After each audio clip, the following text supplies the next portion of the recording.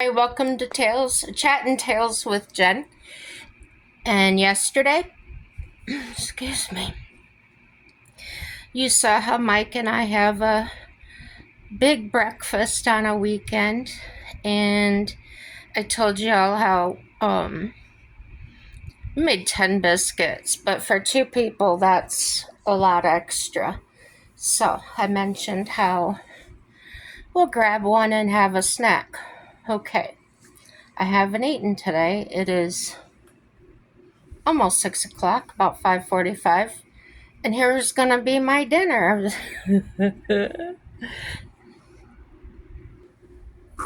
This is a biscuit. And what I've done is I put a little butter and cheese, and up front by the mailboxes, somebody left a nice box of tomatoes out of their garden, so I grabbed a tomato slice and put on it. And that's my supper.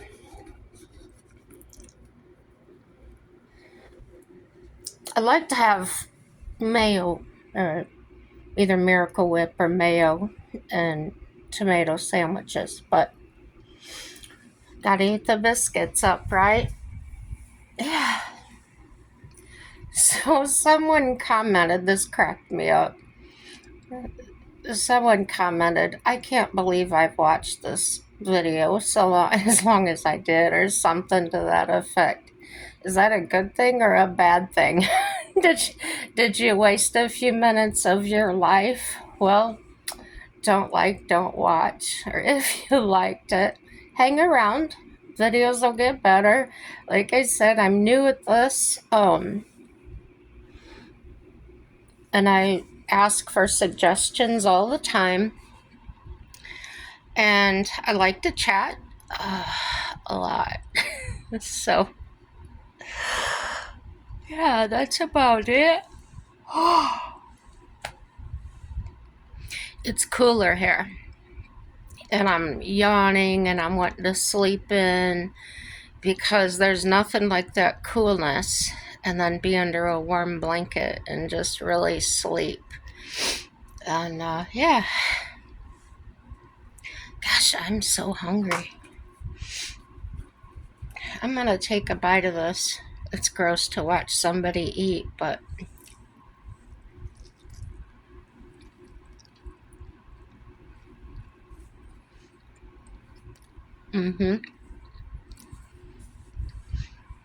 that garden fresh tomato is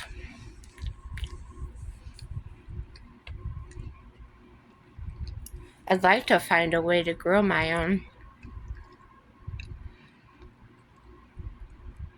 Moving back into a bigger apartment. Wonder if there's going to be a way to do that. If anybody on here has grown anything indoors, let me know how to do it, please. I could look it up somewhere, but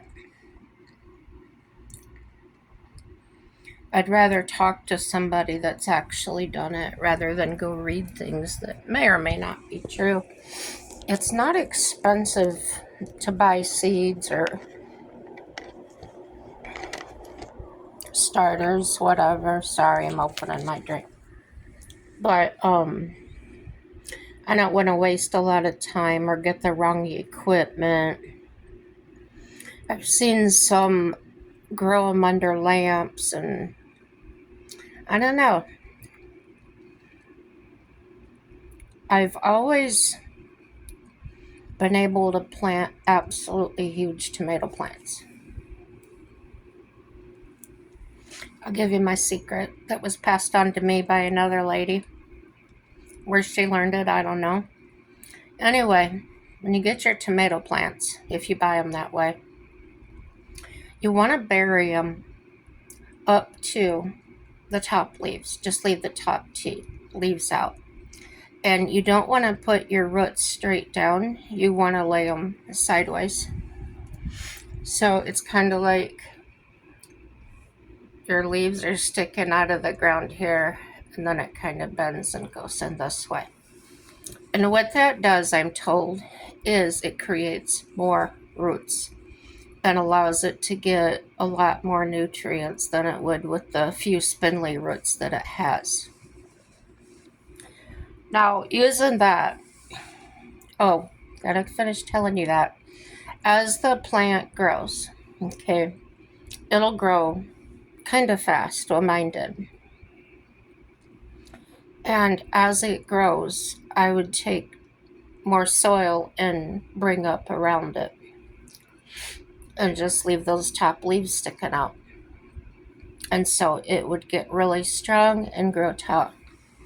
My tomato plants, what did I use? They were heirloom tomatoes.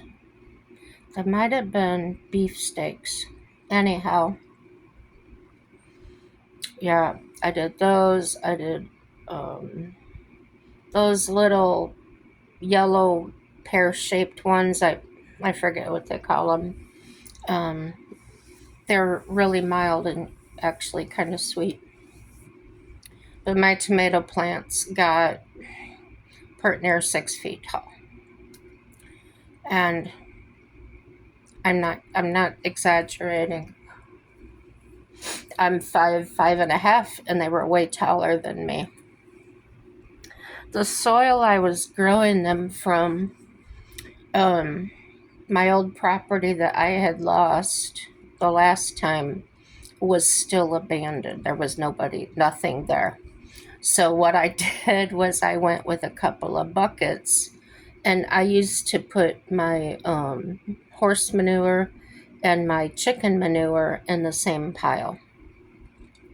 And it would dry out very fast because I had sand. I mean, the ground was sand, and I had lots of bugs that would come up and break that down.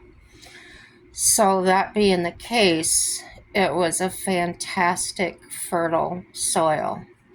I didn't have to mix it with anything. Like horse manure, they consider a hot manure. In other words, you never want to put it near blueberries. I know blueberries for sure, but I'm sure there's other plants you do not want to use horse manure on. But this didn't look like horse manure anymore. It was actually all broken down into a dirt. And what I did with the bucket, I stirred it up with a shovel a few times when I got it home, and I was growing them in planter boxes. Planter boxes were probably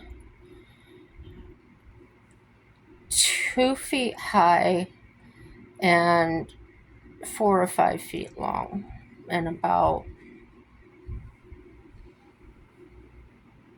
I would say at least 2 feet from front to back. So when I grew those tomato plants, I grew about,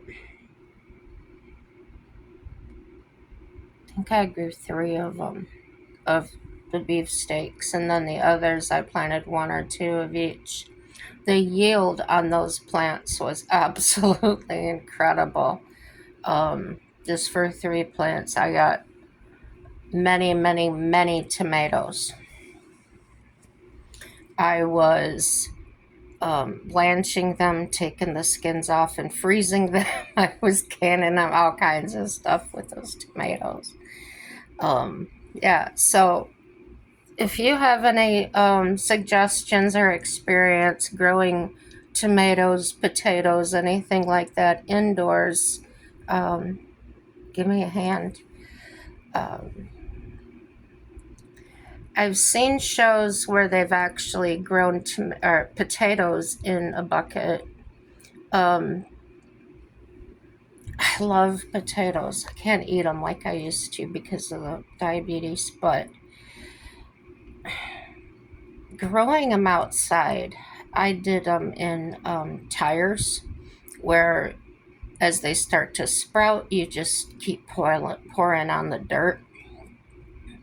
And then the taller the plant gets, the more potatoes it produces in the ground. But as for growing it here, I've seen people grow them in buckets. Like, I don't know. Let me know if you've ever done that or know somebody that has. but I'd like to grow. I know asparagus, I think that takes years to get going really good. Um, but it's, excuse me, man. Beans, I wouldn't imagine, are too difficult. Peas, sweet peas. I think we gotta stake those up like you do the tomato plants. I don't know. Give me some ideas, guys. Seriously.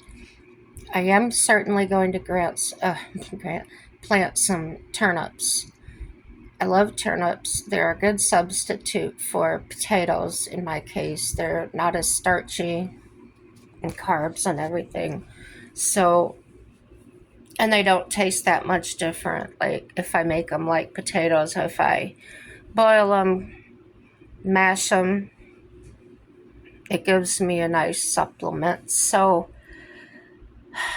anyway, you can get a 3-pack of them. This is a joke to me. A 3-pack, and they're only like this big. Which means, number one, they're not as tender as the larger ones. And I liked when I grew them, they would be just a little bigger than a baseball size. It was perfect for me. Some I had left in the ground longer, and they grew up to softball size. Those were okay too. The big ones like that, gosh, if I remember right, they started to taste a little bit like a radish, like a little bit of that hotness to it, but they were still good, really good.